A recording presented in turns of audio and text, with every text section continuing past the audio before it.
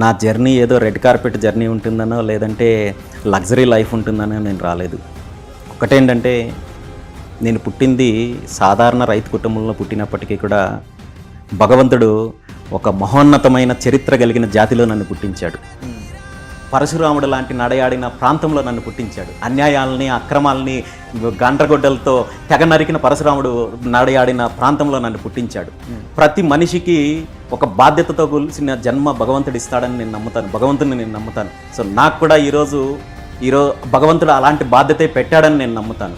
So ఖచ్చితంగా ఇక్కడ జరుగుతున్న ఏదైతే దోపిడీ వ్యవస్థ ఉందో, రాజకీయ దోపిడీ వ్యవస్థ ఉందో, అరాచక వ్యవస్థ ఉందో దానికి అంతం పలికి ఒక మంచి ఆశయంతో కూడిన అడుగులు ముందుకు వెయ్యాలని, ఆ దిశగా ముందుకు వెళ్ళాలని భగవంతుడు నాకు ఆ బాధ్యత ఇచ్చాడని నమ్ముతాను. కాబట్టి ఇలాంటి ఏ పరిణామాలు జరిగినా వాటన్నిటినీ కూడా యాక్సెప్ట్ చేస్తున్నాను.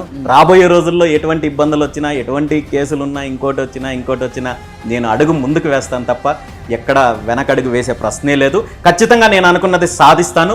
100% ఈ దోపిడీ వర్గాలు, ఈ దోపిడీ పార్టీలని పూర్తి స్థాయిలో ఒక అంతం పలికేంత వరకు మాత్రం నిద్రపోను.